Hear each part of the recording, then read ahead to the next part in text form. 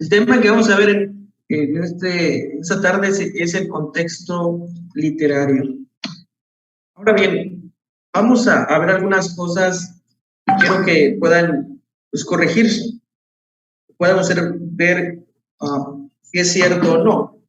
Vamos a responder dos preguntas. La primera es, ¿la Biblia aprueba la esclavitud?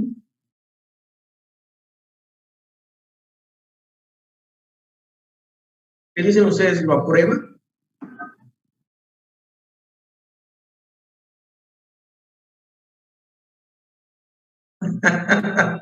¿Qué dicen? ¿Aprueba la esclavitud? Vean lo que dice Efesios 6:5. Esclavos, obedezcan a sus amos terrenales.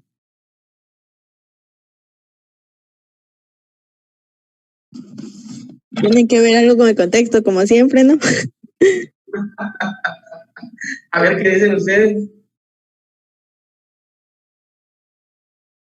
Pues no hay un pasaje, vaya, en el que diga que sí la aprueba la Biblia o no la aprueba, sino que más bien cuando habla de ella, habla de cómo debería de ser.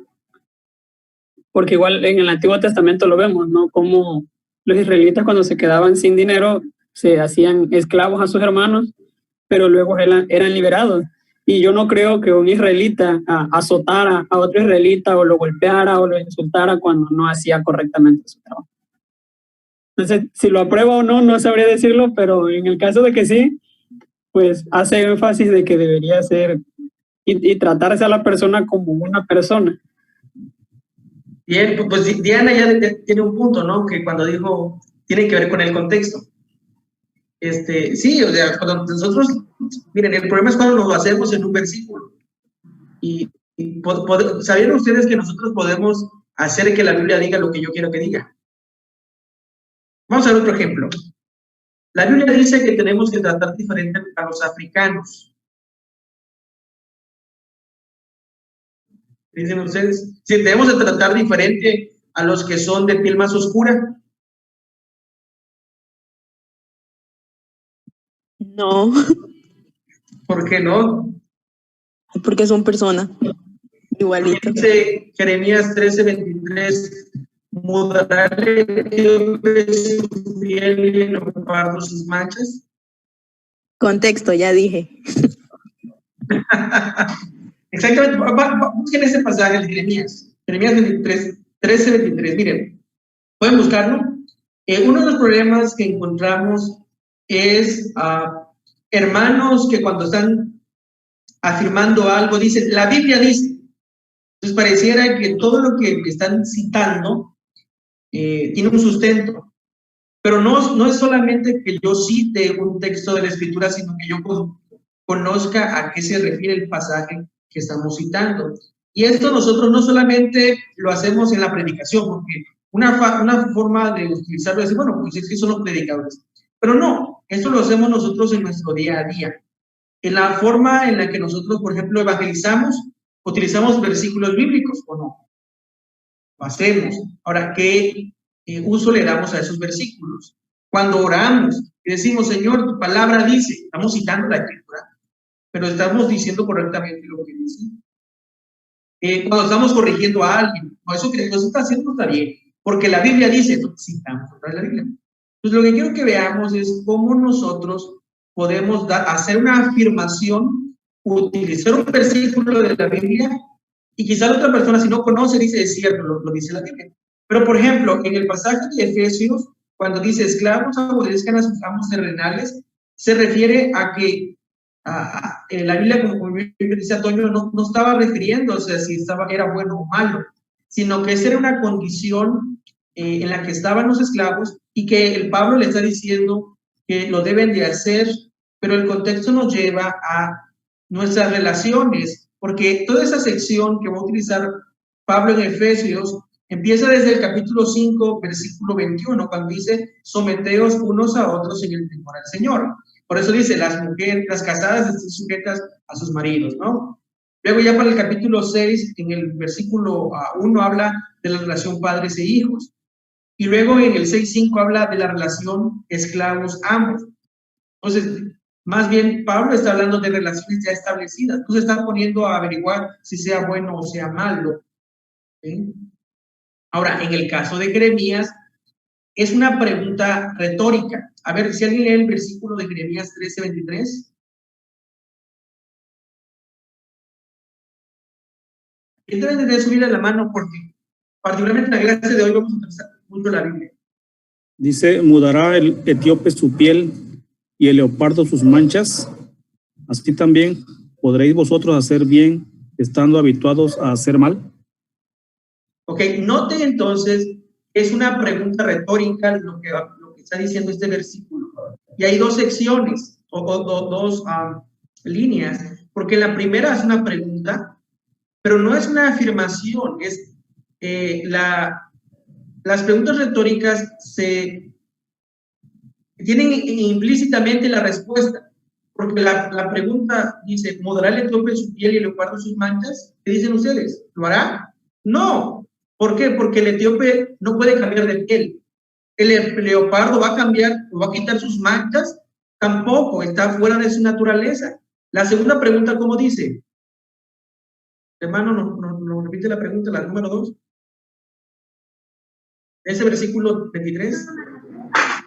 ¿Podréis vosotros? Sí, adelante.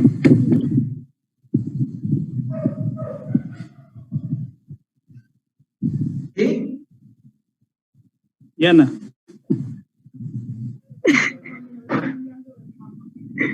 No era Diana, era yo. Chema. ¿Podréis vosotros hacer bien estando habituados a hacer mal? Pues tampoco dice. Entonces, la idea aquí es que así como la persona que tiene una piel oscura no puede cambiar su color de piel, bueno, Michael Jackson lo dice, ¿no? Pero no lo puede hacer, tampoco la persona que está habituada a hacer el mal por sí misma no lo puede hacer, no puede dejar su pecado. Y el pasaje, todo aquel capítulo 13, de los versículos 15 hasta el 27, se habla de la consecuencia del pecado del pueblo. Por eso dice que en consecuencia Dios enviará a Judá al exilio. Pues ven cómo nosotros podemos malinterpretar un versículo, una línea de la escritura. Debemos entonces analizarlo todo en el contexto, y de eso vamos a hablar en esta ocasión. Alguien dijo, un texto sin contexto es un pretexto para tergiversar el texto. ¿Qué les parece esa cita? Un texto sin contexto es un pretexto para tergiversar el texto. Cuando nosotros entonces, ¿sí? Es lo que decía, ahora si tomamos el texto sin contexto, pues la Biblia dice lo que tú quieras decir. Así es. ¿Sí? Y ese es el problema, que por ejemplo nosotros podemos escuchar a alguien que lo esté diciendo, y si nosotros nos vamos solamente con lo que la persona lo dijo, porque ya mencionó un texto, pues nosotros seguimos ese pensamiento y decimos está bien, y nosotros repetimos el patrón. Nosotros en otra ocasión volvemos a citar ese pasaje para afirmar la enseñanza que esa persona me impartió. Entonces, ¿qué tengo que hacer yo? Bueno, debo conocer el pasaje, saber si lo que me está diciendo concuerda con lo que dice el texto. La guía más importante para interpretar la Biblia tiene que ver con el texto, el contexto. El contexto determina el significado. Como veíamos en la clase anterior, no es lo que yo creo que significa el texto, no, sino lo que el autor quiso darnos a entender de acuerdo al contexto. Cuando se ignora el contexto, podemos distorsionar las escrituras y demostrar casi cualquier cosa. Podemos decir cualquier cosa, nos basamos en un pasaje y decimos, o un versículo, decimos, la Biblia lo dice, pero no necesariamente es así. Entender el contexto, entonces, es crucial para escuchar lo que Dios tiene que decirnos. Debo conocer el contexto. Ahora, vamos a hablar entonces del contexto. La semana pasada hablamos del contexto histórico, ahora hablamos del contexto literario. Recordando lo de la semana pasada, el contexto histórico es el trasfondo histórico y cultural del texto, es decir, quién escribió, a quién, es decir, nos pasamos en dos aspectos, ¿recuerdan? El autor y los oyentes originales o destinatarios originales. Nos basamos en lo que el autor quiso decir. Nos basamos en quién era el autor, cuál era su trasfondo, dónde estaba, en qué fecha escribió, con qué propósito, qué estaba pasando ese autor en aquel momento. Y en la audiencia, quiénes eran los destinatarios, dónde estaban situados, cuál era la relación con el autor. Eso lo vemos entonces en el contexto histórico. Ahora, el contexto literario ya tiene relación con la forma concreta en que adquiere un pasaje, es decir, el contexto literario. Y con las palabras, ya directamente con las frases, con los párrafos que rodean el pasaje, tanto de un versículo como de los versículos anterior y posterior, como la sección del pasaje, así como la carta o el libro, y después nos vamos a cómo cumple una función dentro del Antiguo Nuevo Testamento y dentro de toda la Biblia. Ahora, ¿qué es un género literario? Género significa forma o tipo. En nuestra vida diaria encontramos diferentes géneros literarios, es decir, encontramos diferentes textos. No es lo mismo que nosotros leamos un periódico en la forma en la que está escrita, inclusive en la forma visualmente como está escrito, a 4 columnas, a 2 columnas, un directorio, un menú, un devocionario, un poema, una carta de amor, un libro de texto, un mapa. Cada uno tiene sus propias reglas, cada uno lo vemos de forma distinta. Por ello, pues debemos de tener muy presente que cada uno tiene su forma de interpretar. En la Biblia vamos a encontrar lo mismo. Por ejemplo, en el Antiguo Testamento vamos a encontrar narrativa. No sé a cuántos de ustedes cuando leen la Biblia, o pasa mucho quizás con los niños, cuando estamos más jóvenes, nos gusta leer más esas historias del Antiguo Testamento. ¿Por qué? Porque es más fácil leer una historia, ¿no?, que leer todo un discurso. Pero noten la diferencia. O la ley.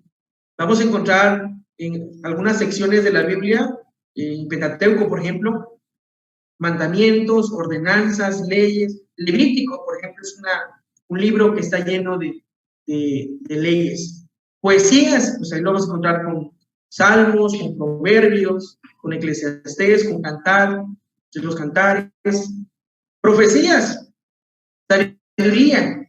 Bueno, en el Nuevo Testamento vamos a encontrar los evangelios, que tienen mucho que ver con las narraciones del Antiguo Testamento, la forma en la que están escritos. Claro, tendrán sus particularidades, pero pues hay muchas similitudes. Las historias, por ejemplo, el libro de los Hechos, las epístolas, que son las cartas que encontramos, gran parte del Nuevo Testamento son cartas, y pues la Apocalíptica, aunque solamente en su género, pues en la Biblia tenemos el libro de Apocalipsis. Pero lo que quiero que noten es que cada uno de estos libros, cada uno de estos testamentos que encontramos en la Biblia, fueron escritos en un género literario. Cada autor tuvo esa libertad de escribir de acuerdo a la forma en la que se escribía en aquel entonces. Por ello, nosotros debemos conocer la forma en la que cada uno escribió. No hay como que una regla específica que se aplica a toda la forma de la Biblia, sino que cada género literario tiene sus propias reglas. El género literario es un juego completo con sus propias series de reglas. Por ejemplo, así como en los deportes vamos a encontrar que cada uno tiene sus propias reglas. No es lo mismo el fútbol americano, que se maneja con las manos, el otro no lo puedes tocar con las manos, porque en el caso que lo hagas, pues quedas expulsado, solamente el portero es quien lo puede tomar, y eso en un área definida. O por ejemplo, en el tenis, donde tiene que ser con la raqueta. O qué decir, por ejemplo, del béisbol. Es decir, cada deporte tiene sus propias reglas. Imagínense ustedes que, no sé, ustedes por nuestra cultura latinoamericana, nuestra cultura mucho de fútbol, mexicana de fútbol, ves el fútbol, quieres jugar el fútbol, no sé, americano, y quieres traer las reglas del soccer, ¿qué va a pasar? Vas a perder, te van a regañar, y se van a burlar de ti, porque las reglas que estás utilizando es un deporte diferente. Lo mismo pasa cuando nosotros estamos estudiando la Biblia. Yo no puedo traer las reglas de la narrativa a, no sé, a Apocalipsis, por ejemplo. O yo no puedo traer las reglas de la profecía, del género profético, a los salmos. Pues debo conocer las reglas de cada uno de los géneros para saber de qué forma voy a abordar el pasaje. Primero debo de determinar qué reglas voy a utilizar, cuál es el género literario del pasaje que he seleccionado. Para entender lo que los autores bíblicos nos dicen y lo que Dios está diciendo a través de ellos, nosotros debemos seguir las reglas del género que ellos seleccionaron. Por ejemplo, de aquí, ¿qué texto o qué libro seleccionaron ustedes?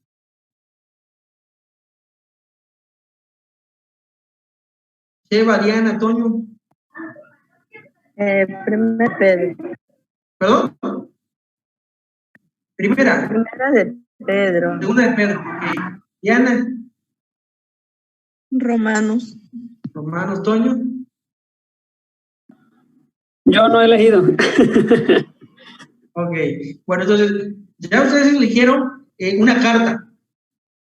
Entonces, ustedes van a utilizar las herramientas que se utilizan para una carta. Ustedes no pueden utilizar, por ejemplo, sobre algo de los salmos. ¿Por qué? Porque no aplica.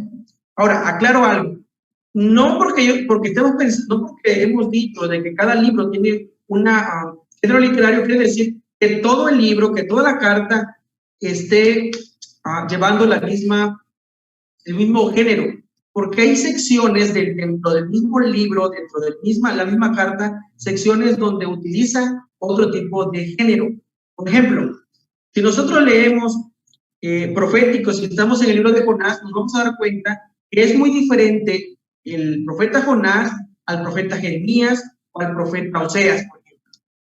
Porque es narrativa, 3 capítulos son narrativa y un capítulo es poético.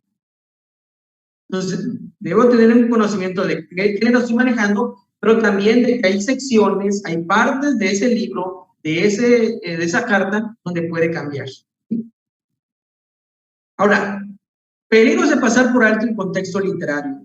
Podemos decir a la Biblia cualquier cosa solo si desatendemos el contexto literario, lo que hemos mencionado, y hay 2 maneras comunes. La primera de ellas es prestar atención a un solo versículo sin tomar en cuenta el contexto circuncidante, es decir, el contexto inmediato o el contexto orbital, ahorita vamos a hablar de ello. Y el otro tiene que ver pasar de alto un pasaje a otro vinculando una serie de pensamientos originales y inconexos. Una vez que nosotros ya vimos cuál es el género literario que tiene mi carta, que tiene mi libro, bueno, ahora debo seleccionar el pasaje con el que voy a trabajar.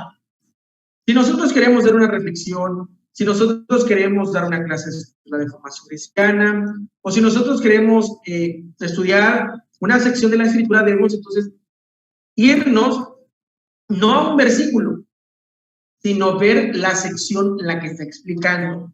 Porque si yo tomo solamente un versículo, no voy a entender de qué se está refiriendo y puedo pensar, eso significa para mí esto, pero sabemos que eso no es lo correcto. Lo otro es ver que hay pasajes donde termina la sección, inicia otra sección. Entonces podemos nosotros pensar que sigue hablando de lo mismo y no es así. Es decir, hay otra sección y ya el autor está hablando de otra cosa. ¿Sí? Entonces, uno de los peligros es prestar atención a un solo versículo sin tomar en cuenta los otros versículos o pasar un pasaje a otro, o sea, vinculándolo como una serie de pensamientos que no quería decir el autor. Cambio de tema, vaya. Pasar por alto el contexto literario puede tener consecuencias negativas muy serias.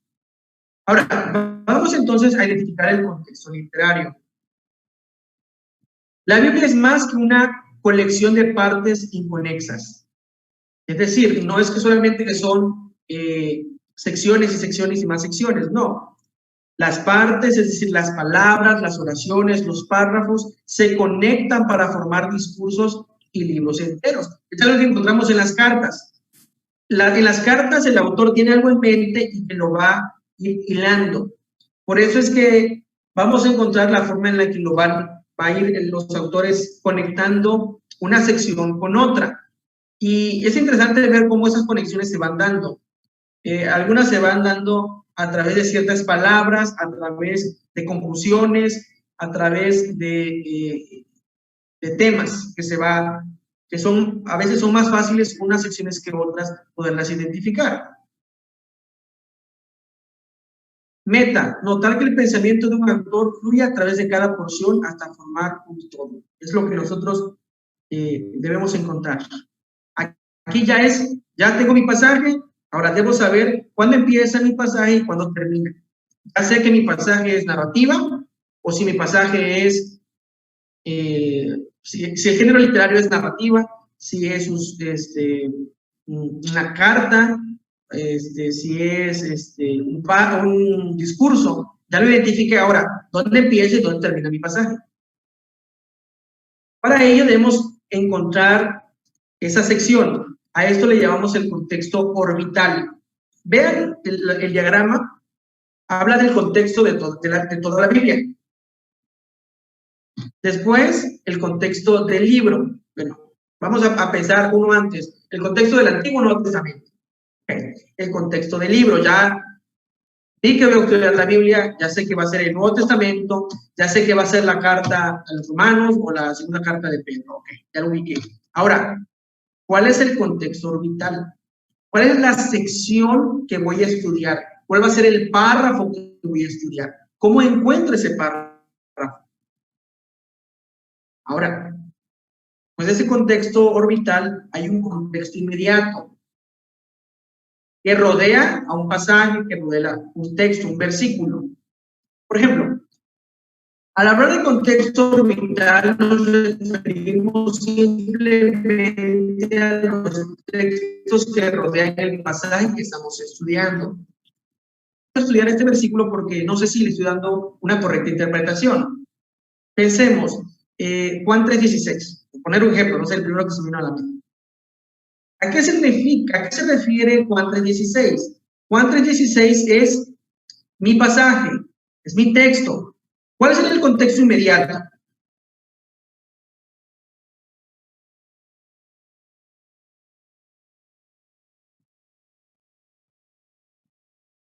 Mi versículo es Juan 3:16. ¿Cuál sería el contexto inmediato?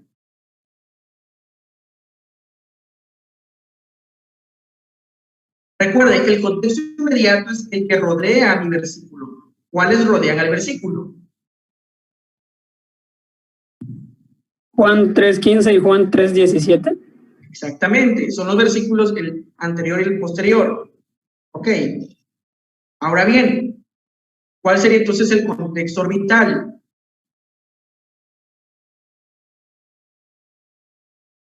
¿Cuál sería el contexto orbital? Vayan a ese texto.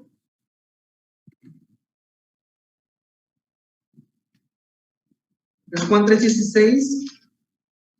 Ya encontramos que ese es nuestro pasaje, el contexto inmediato, pues, es Juan 3:14, 3:15, 3:17. Ahora, ¿cuál sería la sección?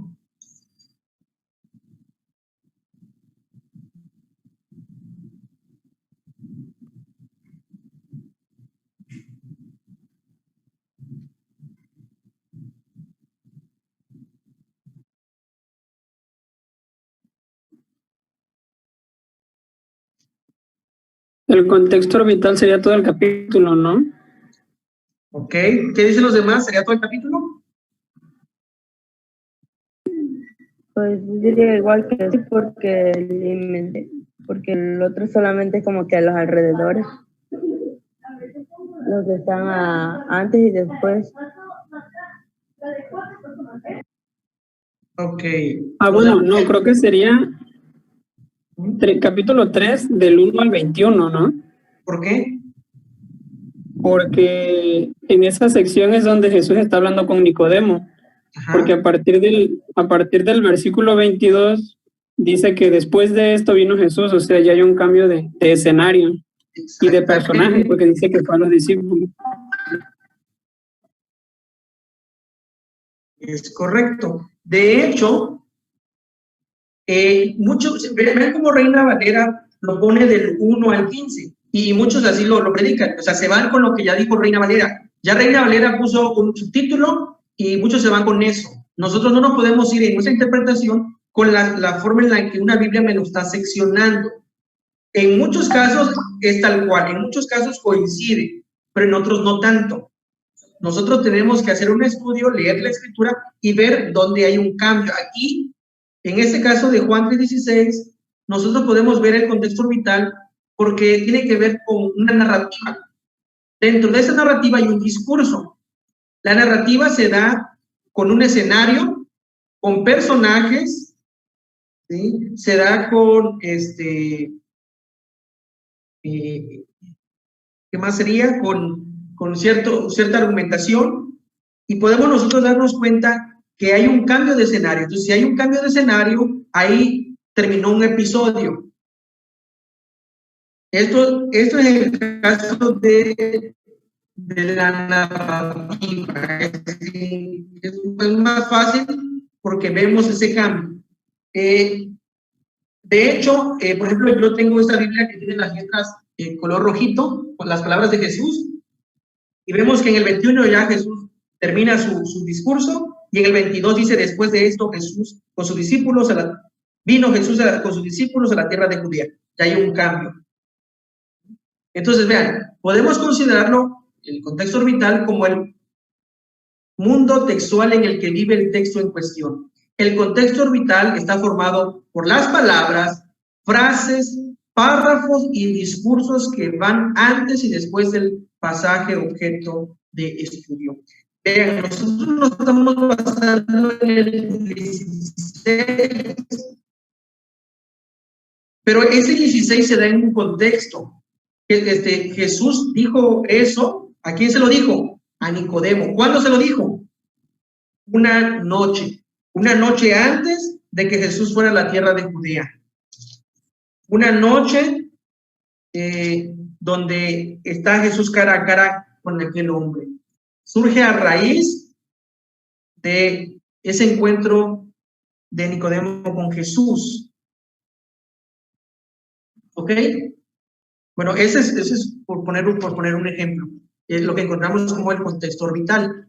Ahora, aquí encontramos también el contexto inmediato.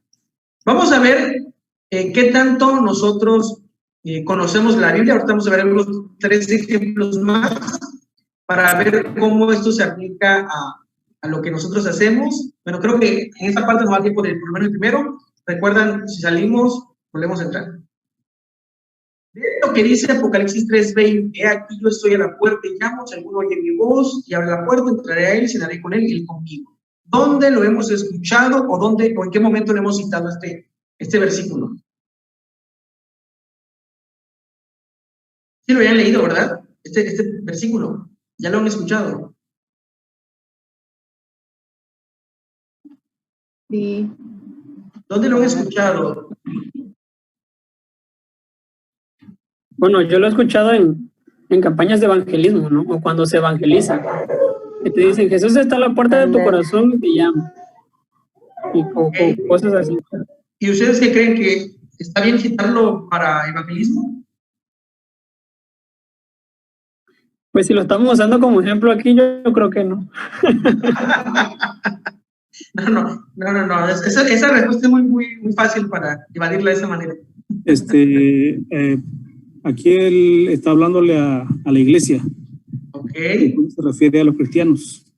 Exactamente. Lo que estoy entendiendo, ¿no? Cuando le da el mensaje a la cierta iglesia es parte de ese mensaje. No a los inconversos, sino a los mismos cristianos. Exactamente. Miren, vean cómo nosotros muchas veces nos basamos más en nuestra cultura cristiana, es decir, una cultura donde nosotros imitamos lo que otros hacen, porque este pasaje yo también en algún momento lo usé, porque así lo escuché. Entonces, me fui como que guiando de que pues, si el hermano lo dijo, pues no estará tan mal el hermano, pues yo también lo cito. Pero yéndonos al contexto inmediato, al contexto orbital, nos vamos a dar cuenta que está mal citado para ese momento. Es decir, si nosotros queremos evangelizar a alguien, podemos utilizar otros textos de la Biblia, pero este no, porque aquí está hablando de otra cosa. Como decía nuestro hermano José, aquí el pasaje está hablando, Jesús le está diciendo esto a quién, a cristianos. A cristianos, noten que está al principio de Apocalipsis, donde es un mensaje a las iglesias. Y que precisamente a esta iglesia, ¿qué iglesia fue? ¿Qué iglesia es esta? La de la Odisea. La Odisea. Así es, entonces no salió tan bien la iglesia de la Odisea. Y hay una recriminación. Hay una recriminación. Y por eso dice en el 19, yo reprendo y castigo a todos los que amo, sé pues celoso y arrepiéntete. Le está hablando a una iglesia que se ha enfriado. Veamos que el pasaje se refiere a... Ahora sí, que el pasaje se refiere a los cristianos que inclusive en el versículo 16 dice que eran tibios, que ni eran fríos ni calientes. Entonces el Señor nos está invitando a que esos cristianos puedan volverse, en el versículo 19 dice que pueden. Bien. Otro ejemplo. Bueno, no sé si quedó claro ese ejemplo.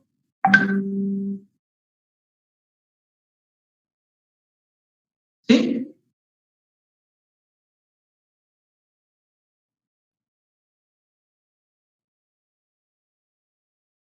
Bien, hay otro texto, Mateo 18:20. Porque donde están dos o tres congregados en mi nombre, allí estoy yo en medio de ellos. ¿Dónde más hemos escuchado esto? ¿En qué momentos lo hemos leído? Cuando llegan como tres al culto. Ándale, cuando se entrega el culto.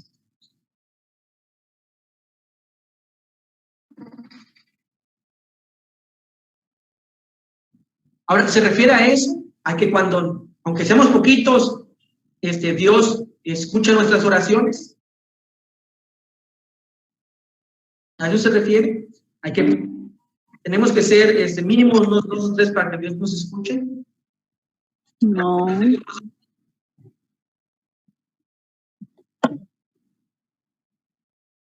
Era sobre lo de perdonar al hermano, hasta el texto lo dice, pero no recuerdo muy bien cómo lo explicaron. Pero creo que es como de que tienes que llevar a un hermano para que contra ese hermano que ha pecado contra ti, Sí. como que en representación vaya de lo que es Cristo, porque cuando 2 o 3 estén en su nombre, ahí está Él. Algo así. Ok. Bien, ¿alguien más?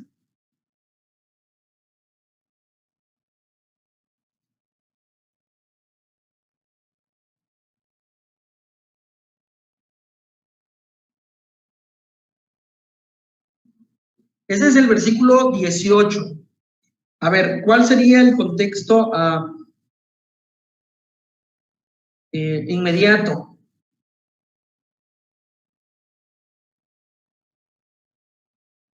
Bueno, ese es el 20, ¿verdad? ¿Cuál sería el contexto inmediato?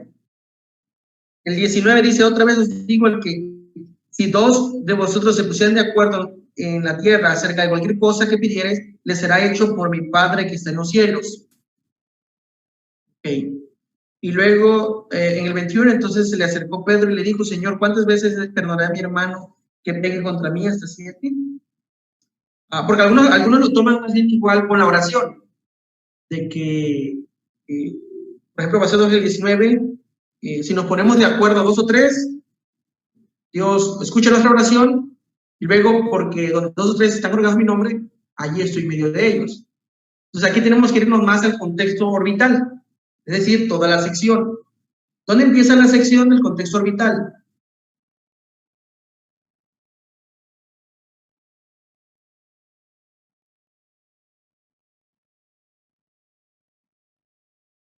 ¿Dónde?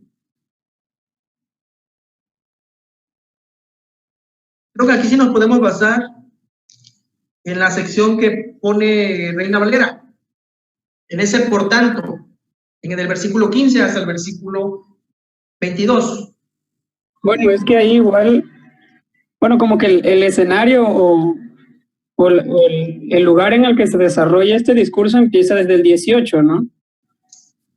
Pero realmente Jesús empieza a decir como que varios discursos y como usted dice, ¿no? A partir del versículo 15, así como lo tiene la Reina Valera, ese es un discurso diferente a los que estaba diciendo.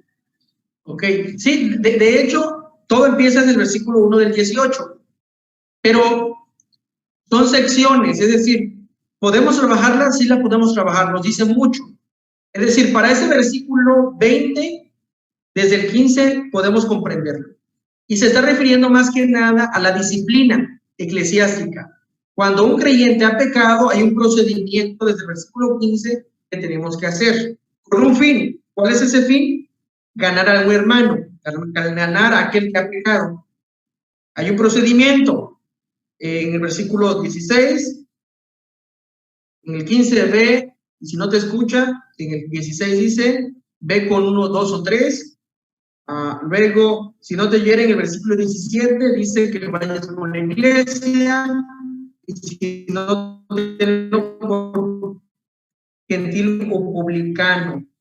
Y luego, está en el 18, le está dando a la iglesia una potestad, le está dando una autoridad para que la iglesia lo haga. Es decir, la iglesia es la que determina quién es miembro de la iglesia, quién puede, una vez que manifiesta que cree en Cristo, ser parte a través del bautismo, pero también quién puede ser rechazado como pueblo de Cristo porque no se ha arrepentido. Es cuando alguien está siendo disciplinado y alguien persiste en su pecado y no hay arrepentimiento, entonces podemos decirle, entonces, tú, si continúas con tu pecado, tú no puedes formar parte del cuerpo de Cristo.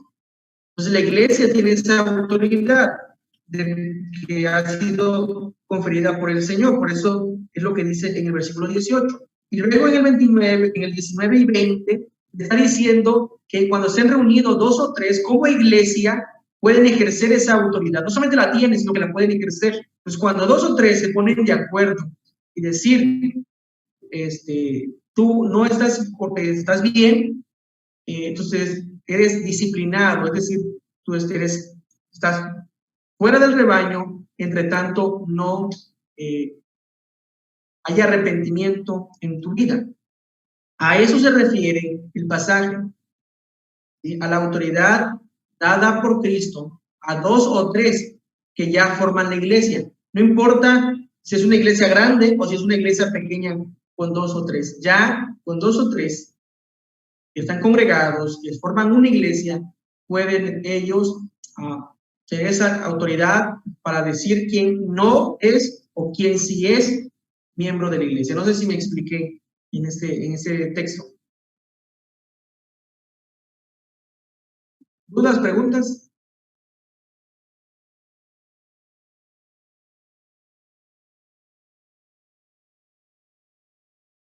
Nada. Pues me voy a dar ese silencio.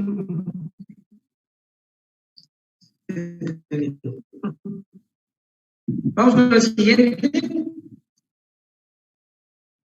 Según Timoteo 2, 22, 23. Dice, oye también de las pasiones juveniles y sigue la justicia, la fe, el amor y la paz con los que de corazón limpio invocan al Señor. La pregunta es, ¿a qué pasiones juveniles se refiere Pablo? Cuando escuchas el pasaje, ¿a qué hacen referencia por lo regular?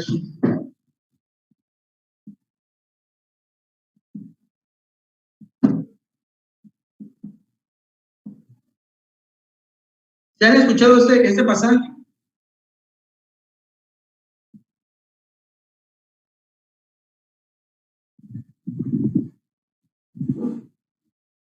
¿Qué referencia tienen cuando utilizan las pasiones juveniles?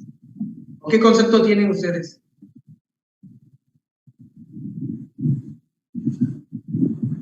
Pues usualmente lo usan cuando están en una conferencia de jóvenes o algo por el estilo. ¿Ok? ¿Y con qué enfoque les lo dan? ¿Cuáles son las pasiones juveniles? Se le predica, siempre se escucha predicar sobre el noviazgo, el alcohol, la diversión, tipo como esa, le llaman las pasiones juveniles. Así pero es. había que ver el contexto. Así es, muchas veces como hablan de juveniles, ahí pensamos más en la actualidad, ¿no? Lo que para nosotros hoy es una pasión juvenil. Y entonces muchos se nos viene a la mente la cuestión de las distracciones, ¿no? Hoy quizás podrían ser el estar pegado al teléfono, otros a las cuestiones sexuales, otros a la cuestión del noviazgo, ¿no?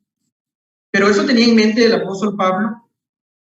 Más bien considero que eso puede pasar por nuestra mente cuando queremos aconsejar a los muchachos, ¿no? Ahora, aquí el pasaje está hablando de lo que tiene que hacer Timoteo en medio pues de tantos cambios que pudieran haber. A ver, busco el pasaje, es segunda de Timoteo. Se refiere más a la inmadurez, ¿no? Ok,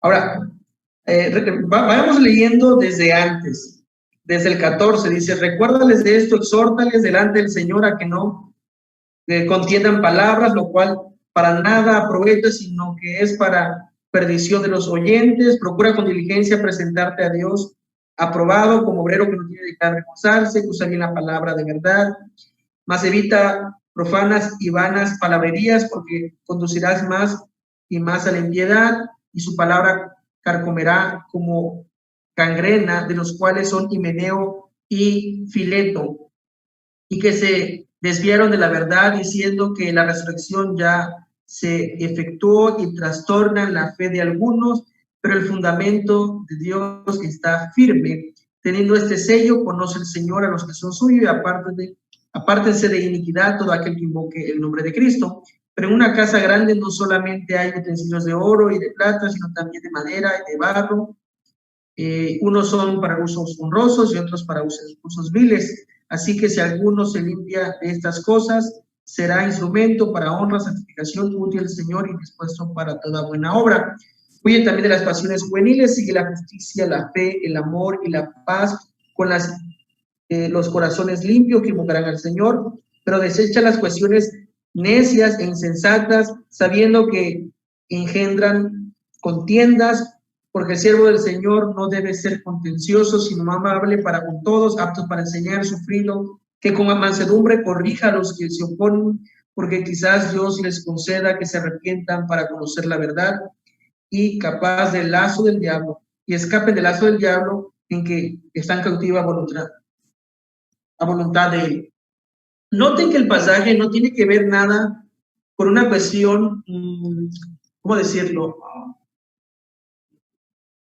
Un problema de noviazgo, no tiene que ver con una cuestión de esas índoles actuales, sino que el pasaje no está hablando de... Notemos primero, es Pablo que le está escribiendo a Timoteo. ¿Quién es Timoteo? Timoteo es un joven pastor. ¿Sí? Es un joven pastor. Está hablando directamente a él como pastor. Está poniendo ejemplo de lo que no debe de hacer. Pone el ejemplo de dos personajes, Himeneo y Fileto. ¿Qué hacían Himeneo y Fileto? Versículo 17. 17 y 18, ¿qué dice?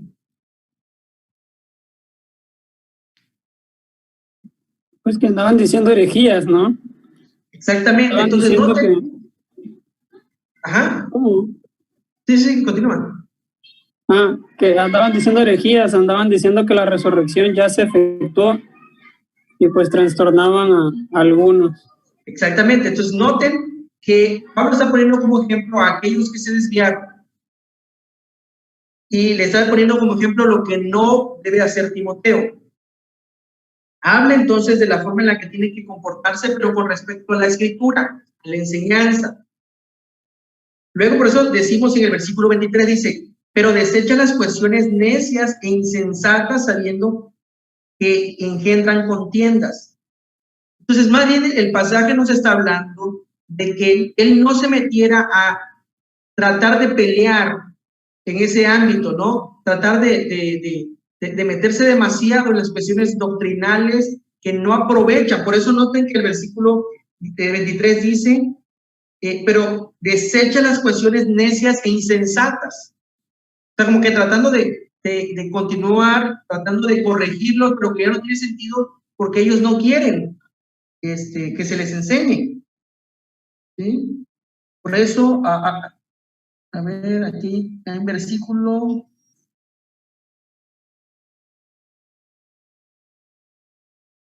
Vean el versículo 14, dice, recuérdales esto, exhórtales delante del Señor a que no contiendan sobre palabras, lo cual para nada aprovecha, sino que es para perdición de los oyentes.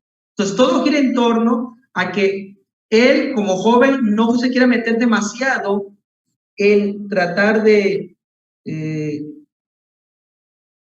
contener en esa disputa de quién tiene la razón. Se refiere más a esa cuestión, porque noten que ya para el capítulo 3 sigue hablando de la característica de los hombres en los próximos tiempos.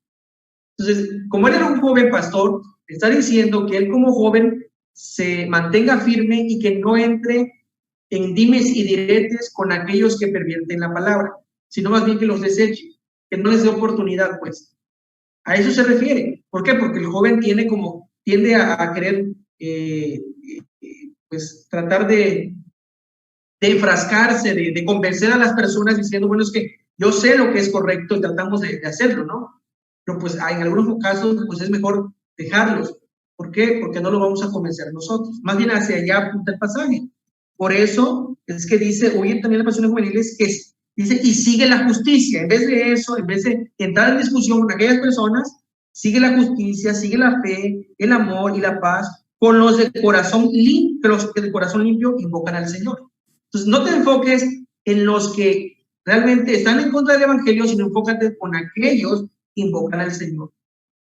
¿Sí? No sé si queda claro esta explicación del texto, a lo que se refiere las pasiones juveniles.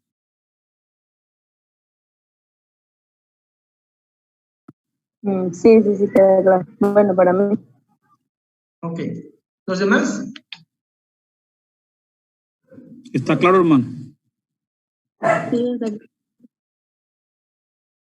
sí, es que en realidad sí se ha malinterpretado, decirlo así. Sí, es lo que decía, nosotros podemos malinterpretar un versículo o inclusive una sección si no tenemos claro el panorama. Y a veces, en lo que decíamos en la clase pasada, cuando nosotros vemos un pasaje y decimos, esto ya me lo sé, porque ya lo leí, ¿no? Pero no, a veces hay que cuestionar lo que sabemos. La semana pasada hablábamos, no sé si fue la semana pasada o la antepasada, no creo que la antepasada, de lo que llevamos con nosotros al texto. Y muchas veces nosotros llegamos a un texto diciendo, esto ya lo leí, esto ya sé lo que quiere decir. Pero no, debemos llegar con nuestra mente en blanco para que nosotros podamos estudiar inclusive aquello que creemos que ya sabemos. Esto es imposible, es decir, es imposible llegar en blanco. Pero debemos cuestionar todas aquellas cosas que inclusive creemos que ya lo sabemos. Uno de ellos es estos textos, ¿no? Estos versículos que ya tenemos una interpretación previa. Ahora, debemos ver cómo hay conexiones en ciertas secciones, porque ya vimos, por ejemplo, con el ejemplo de Juan 3:16, cuando empieza una narración, pero esa narración puede tener todavía conexión con otra narración más mayor. Por ejemplo, ¿qué relación tienen los pasajes que están a su alrededor? Cuando veíamos, ese ejemplo ya lo he utilizado, el de Lucas 15, la oveja perdida, la moneda perdida y el hijo perdido. ¿Dónde empieza el pasaje. Pensemos que nosotros vamos a estudiar Lucas 15, 8 al 10. A mi familia, a los jóvenes, no sé. Entonces quiero saber cómo se conecta esto con ese contexto. Bien, en este pasaje vamos a encontrar que hay un inicio. ¿Cuándo empieza esto? ¿Cuándo empieza esta sección? ¿Dónde empieza? Vayamos a Lucas.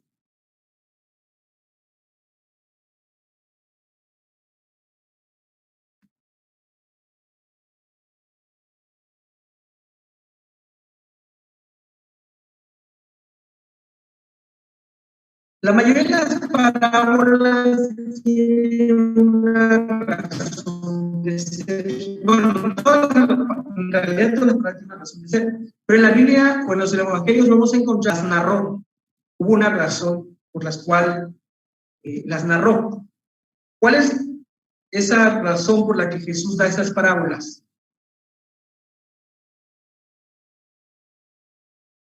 Vayan al pasaje.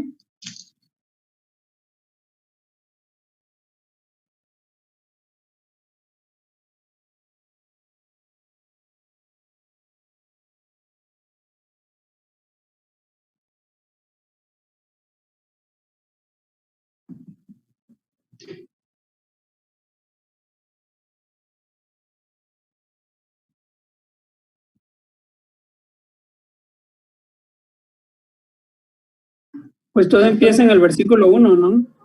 Ajá. Del capítulo 15, A ver qué dice. que menciona que Jesús estaba comiendo con publicanos y pecadores y que los fariseos llegaron y decían, miren, este come con los publicanos y con los pecadores. ¿Ah? Y Jesús le contestó con la primera parábola. Bueno, les contestó con las 3 parábolas. Ok, entonces, Ese sería el contexto, ¿no? ¿a qué responde las parábolas? ¿A qué responden? Las parábolas siempre son una respuesta. ¿Una respuesta a qué? A que los fariseos estaban, bueno, dice que murmuraban, como que estaban hablando mal de Jesús, ¿no? Diciendo que estaba comiendo con pecadores y con publicanos, con gente que era despreciable a ojos de los israelitas. Ok, entonces formula una pregunta, la pregunta en la cual responde las parábolas. ¿Cuál es la pregunta? ¿Por qué Jesús está con los pecadores? Así es, esa sería la pregunta. Todo inicia por las murmuraciones de los fariseos y los escribas, versículo 1 y 2. Las 3 parábolas son la respuesta a las murmuraciones. ¿Por qué Jesús come con los publicanos y los fariseos y los pecadores? Perdón. ¿Ven? Que las parábolas son una respuesta a algo que no está formulada la pregunta en el texto explícitamente, pero que sí son una respuesta a una murmuración de por qué Jesús hacía eso. Noten cómo concluye cada una de las parábolas. ¿Cómo concluye la primera parábola en el versículo 7?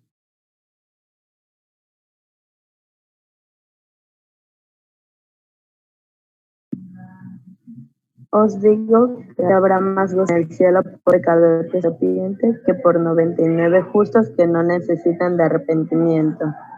Entonces aquí va a poner Jesús, va a hablar Jesús de 99 y 1. Y va a hablar de arrepentimiento y de los que no necesitan arrepentimiento. Jesús está diciéndole a los fariseos que ellos pueden ser, o sea, los publicanos o pecadores son esa oveja que necesita arrepentimiento. Luego, noten cómo en la segunda parábola de la moneda perdida, cómo concluye la parábola, versículo 10.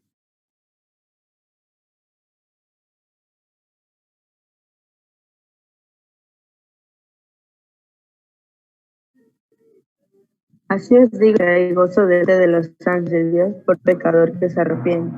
Ok, ahora aquí dice que hay gozo. No solamente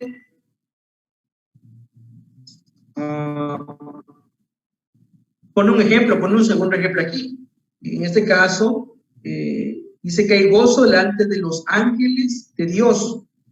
Ya dijo que hay gozo en el cielo, ahora dice delante de los ángeles, por un pecador que se arrepiente.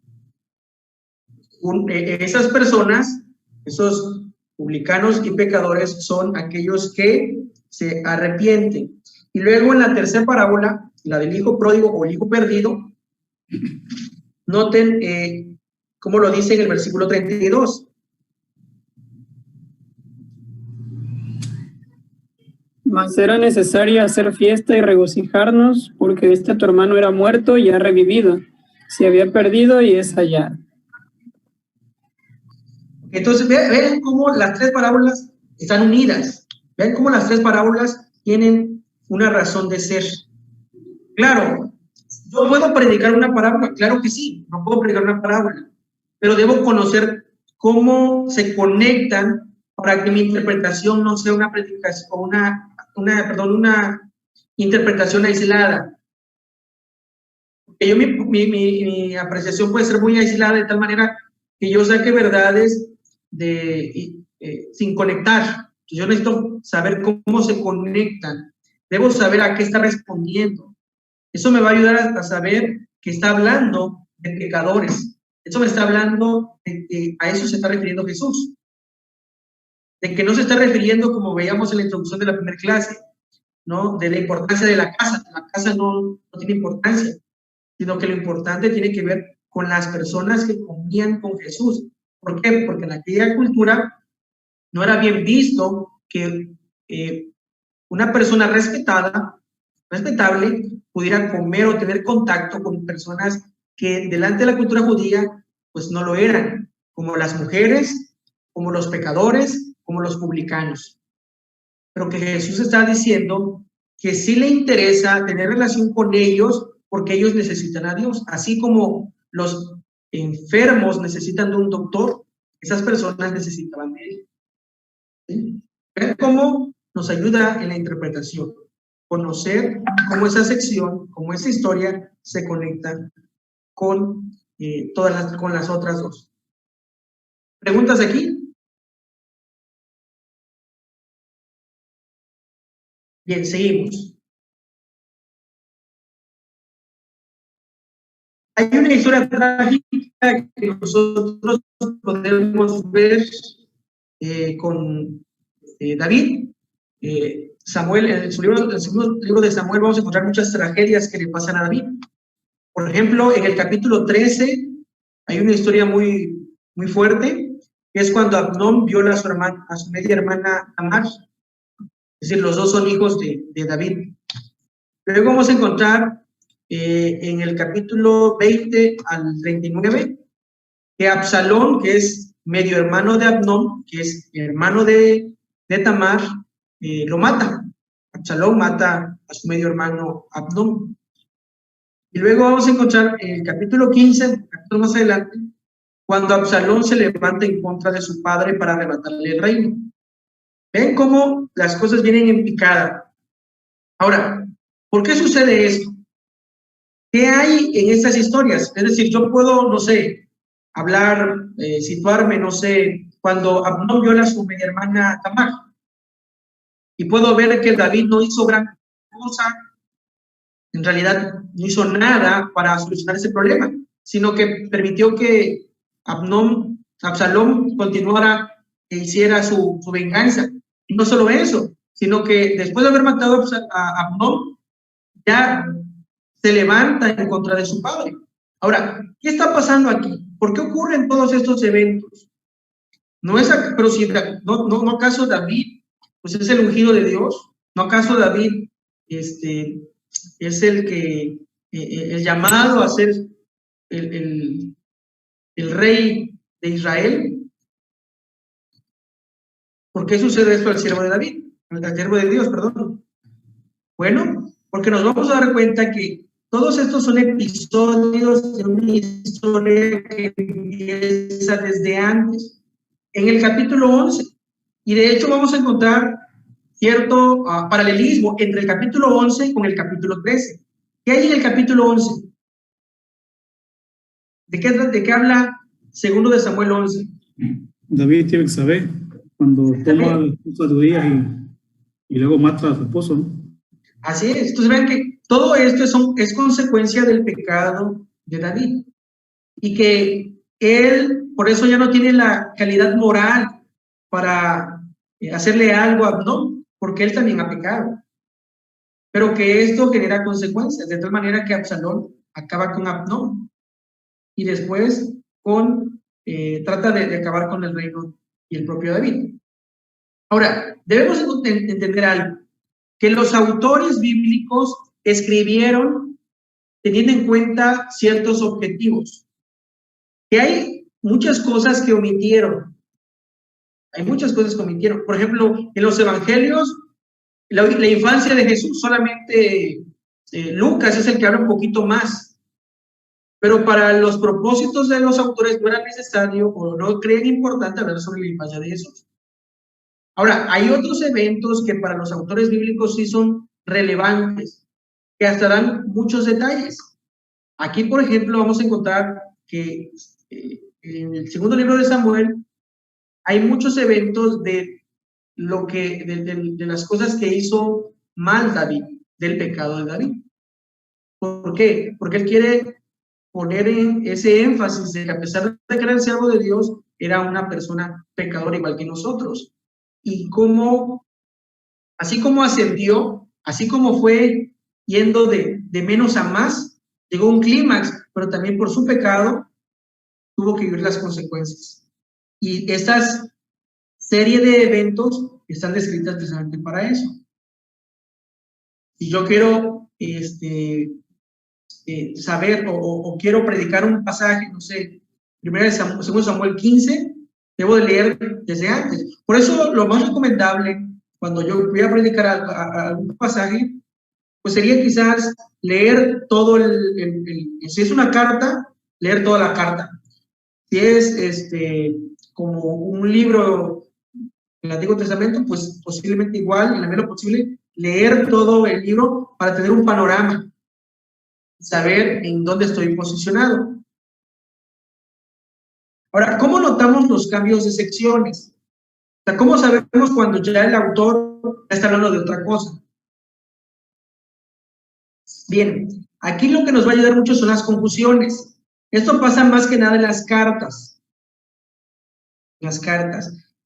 Las confusiones son como esas, bueno, no sé si han visto los trabajos de plomería y vean que hay ciertas conexiones que unen, ¿no? Están los codos, están las T. Bueno, eso hace que puedes unir tú dos tubos, que sea PVC o cobre. Entonces necesitas una conexión, una pieza que una esas dos piezas de PVC o de cobre, ¿sí? Cuando los autores bíblicos están escribiendo y quieren pasar de una sección a otra, la van a unir con una conjunción. Aquí vamos a encontrar los por tanto, los entonces, los pero. Ahora, vayan a su Biblia, vamos a una carta, vamos a la segunda carta de Pedro, es la que está manejando Chema.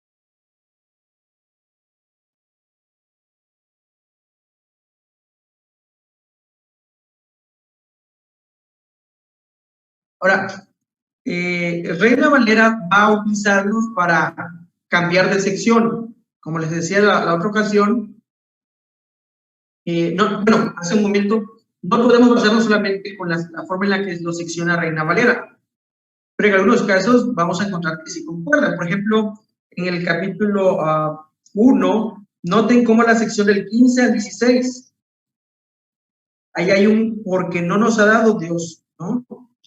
O por ejemplo, en el 2.1, cuando habla de pero, hubo también falsos profetas, es decir, habla ya, hay una unión ahí, entonces podemos nosotros separarla. Otra que vamos a encontrar, igual que nos va a ayudar mucho, es cuando, en este caso, Pedro se refiere a su audiencia. Noten el versículo 1 del capítulo 3, amados. Quizás aquí no se nota tanto porque nada más una vez lo utiliza, pero en la primera carta lo vamos a encontrar más. Por ejemplo, noten en el capítulo 1 de Pedro, en el capítulo 1, en el 13, por tanto. Cuando encontremos un por tanto, tiene que ver con una conclusión. Es decir, ya el apóstol escribió, escribiendo y luego dice, en conclusión. Son los por tanto. Luego, notemos en el 2:9, más vosotros, hay un cambio. De hecho, hay un contraste, más vosotros.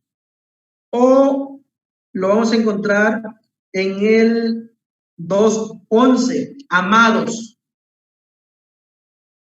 Ahí cambió de sección. En el 3:1, asimismo. O, por ejemplo, en el 3:8, finalmente. O sea, utiliza una palabra que es clave para continuar con su argumentación. En el 4:12, amados. Entonces aquí podemos encontrar cuando Pedro habla de amados, ya se está iniciando una nueva sección. Entonces, esa es una forma de verlo, las confusiones. Por tanto, entonces, pero, ¿sí? Cambio de género. Aquí igual es fácil. Cuando nosotros vemos que ya pasó de un género literario a otro. Iba hablando de forma narrativa y de pronto entra una oración. Eso lo vamos a encontrar, el ejemplo que yo les ponía de Jonás, capítulo 1, luego en el capítulo 2 vemos que ya empieza a orar, hay un gran cambio de género literario. Cuando lo vemos igual en la narración de Samuel, cuando está Ana y empieza a hablar sobre Ana, y después está la oración de Ana. Hay un cambio de género. Lo vamos a encontrar también con Apocalipsis.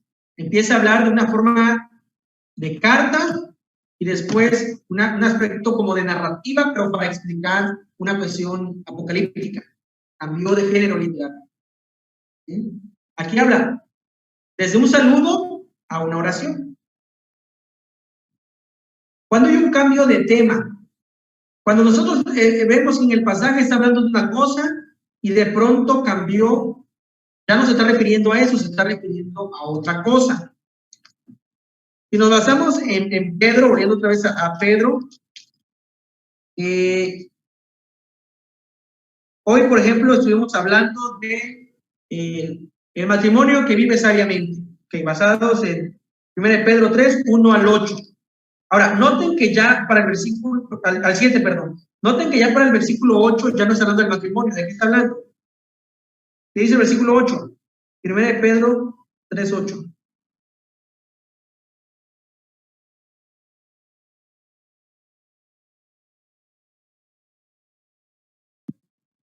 Finalmente, sed todos de un mismo sentir, compasivos, amándonos fraternalmente, misericordiosos, amigables. Entonces, noten que ahí ya no está hablando del matrimonio. Sí se puede aplicar eso en el matrimonio, pero no necesariamente, no estrictamente en el matrimonio. Ya está hablando, otra vez regresando a una cuestión más general. ¿Sí? Y también nos ayuda a entenderlo cuando dice finalmente, ya cambió de tema. Cambio de tiempo verbal, localidad, escenario. Lo que veíamos hace un momento con Juan 3. ¿Sí? Ya en el texto nos habla, después de esto, ¿no? Eso lo vamos a encontrar mucho en los evangelios, cuando nos inicia otra sección, cuando empieza a hablar de al día siguiente Jesús vino a Caná de Galilea. Bueno, ya nos habla de otro episodio.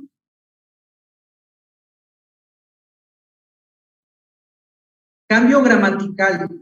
Cuando empezó a hablar de algo o se refería a ciertas personas y de pronto se refiere a otras personas. Aquí lo encontramos en Pedro. Vean, es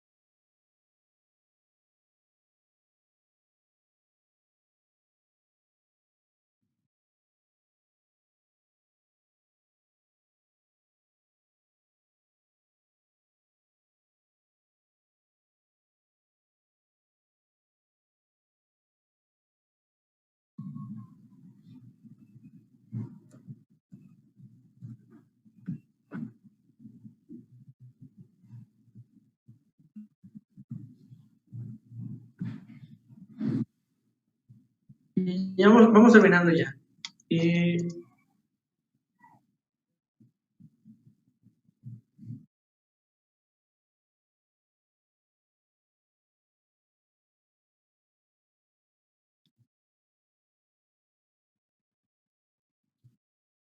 Les decía, cuando cambia de sujeto, cuando ya se hace una referencia diferente a una persona diferente. Yo les decía, volviendo al ejemplo de Primera de Pedro, por ejemplo, en el capítulo 2, versículo 11, ahí podemos ver que está hablando de manera general a todos los creyentes.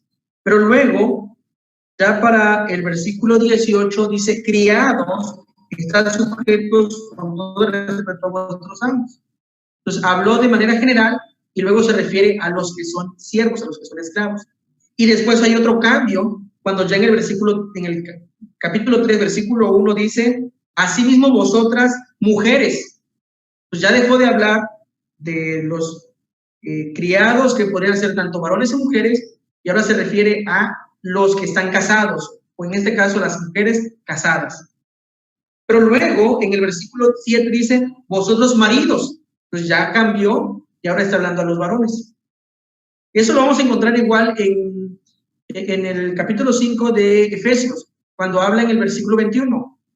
De manera general, cuando dice que sujetados unos a otros, luego dice mujeres, luego habla de varones, luego habla de padres, luego habla de hijos, después habla de iguales siervos, de amos. Entonces hay una sección, cambia, es decir, el apóstol se está dirigiendo a ciertos segmentos. Lo mismo utiliza Tito. Tito igual hay una sección donde habla a las mujeres mayores, a los ancianos, a los jóvenes. Entonces ahí podemos ver esos cambios y saber a quién se está dirigiendo o cuál es la sección a la que nosotros podemos hacer referencia. Podemos nosotros hacer referencia solamente a una sección, pero debemos de entender que esas secciones son parte de un principio general que está quizás en la parte superior, está al principio. Entonces, no olvides, el contexto determina el significado. Debemos conocer el contexto histórico, cultural, pero también el contexto literario. Ignorar el contexto nos permite hacer que la Biblia diga lo que nosotros queremos escuchar. Pero ese acercamiento daña a la gente al robarle de la verdadera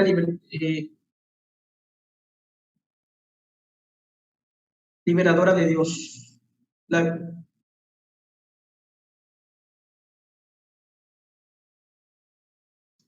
Pero ese acercamiento daña a la gente al robarle de la verdadera liberadora de Dios. La verdad. Ah, caray.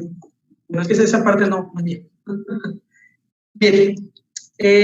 ¿Preguntas, comentarios?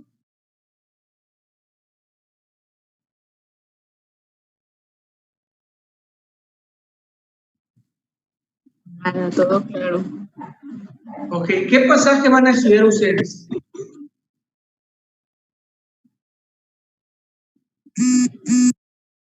Ya seleccionaron, por ejemplo, una carta. Bueno, ahora qué sección van a estudiar?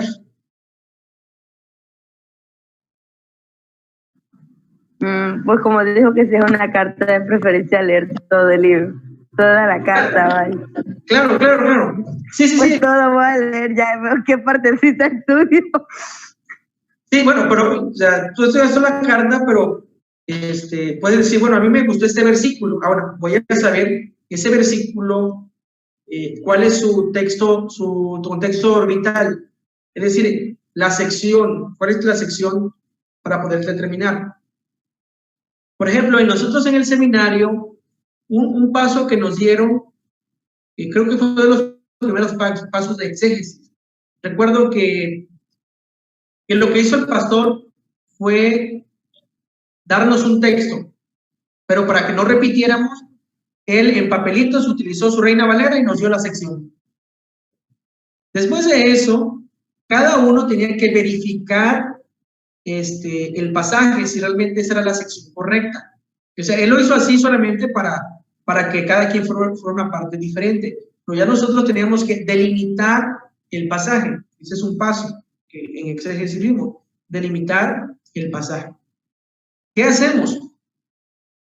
Recuerdo que hacíamos una tablita donde nosotros poníamos cómo lo seccionaba cada una de las Biblias. Por ejemplo, yo aquí tengo Reina Valera, pero si nosotros buscamos otra Biblia, vamos a encontrar que lo va a seccionar de una forma distinta. ¿Seccionar en qué sentido? En que va a poner un subtítulo a una porción. Y nos vamos a dar cuenta, si buscamos en diferentes Biblias, va a diferir la forma en la que lo secciona. Entonces, ¿qué tenemos que hacer nosotros en ese paso? Bueno, buscábamos, hacíamos una tablita, poníamos, no sé, Reina Valera, Nueva Versión Internacional, Biblia de las Américas, Dios habla hoy, la palabra de Dios para todos, no sé qué otras versiones haya, quizás hasta una versión católica, ¿cómo se llama esa versión? La Biblia latinoamericana. Bueno, cada uno, y ahí poníamos, bueno, Reina Valera dice que la sección empieza del versículo tal al versículo tal. NBI dice de tal versículo a tal versículo. América dice tal versículo, tal, y ahí vamos viendo, y vamos a encontrar algunas diferencias, pero también vamos a encontrar similitudes.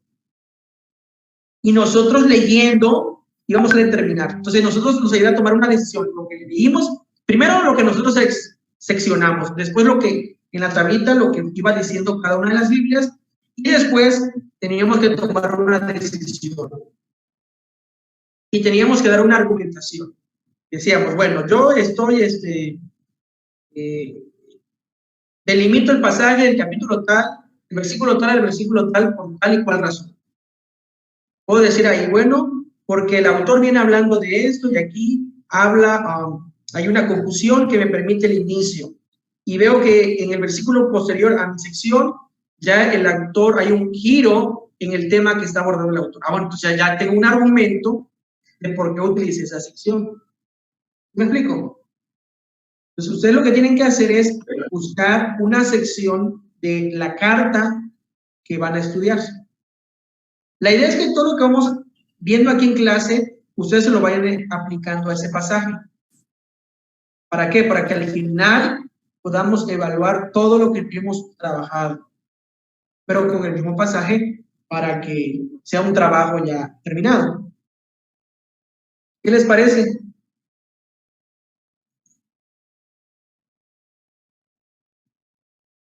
Bien, de tarea entonces les va a quedar buscar esa sección, ubicar la sección que seleccionaron y decir por qué consideran ustedes que esa es la sección.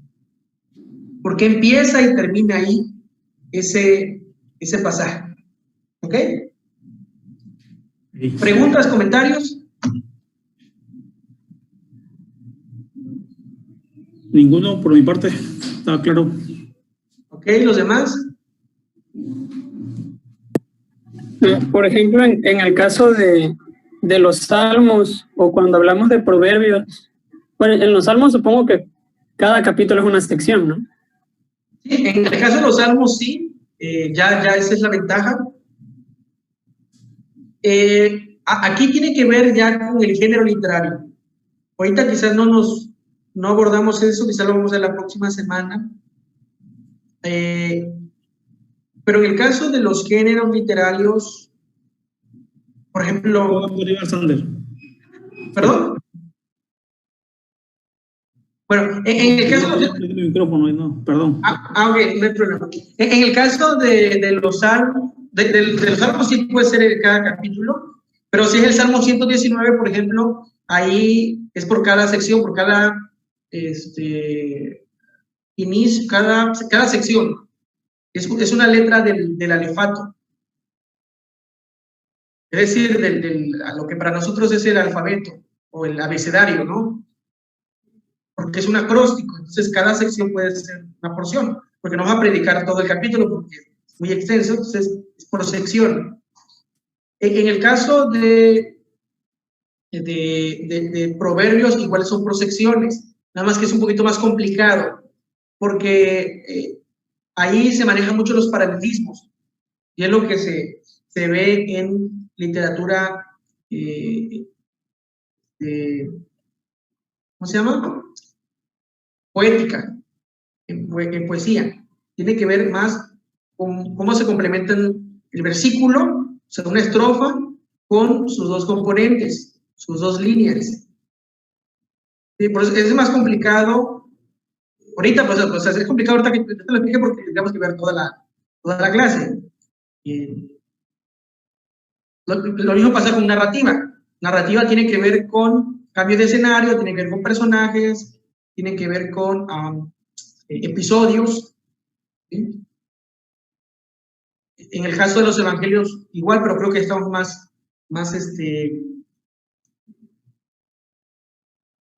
acostumbrados, no sé, nos tenemos más, como fuera palabra. Más familiarizado. Más familiarizados, gracias. Estamos más familiarizados con el Nuevo Testamento. ¿Sí? Bueno, entonces la próxima semana vamos a ver un poquito de géneros literarios, aunque sea una introducción, para poder explicar esas partes. Bien, ¿otra pregunta?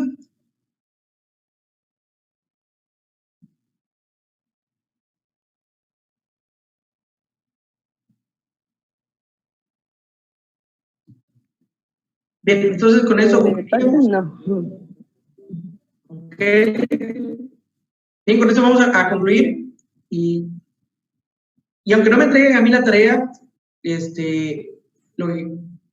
necesario que la hagan. Más que nada para que puedan ustedes continuar trabajando con su pasaje, para que lo puedan trabajar.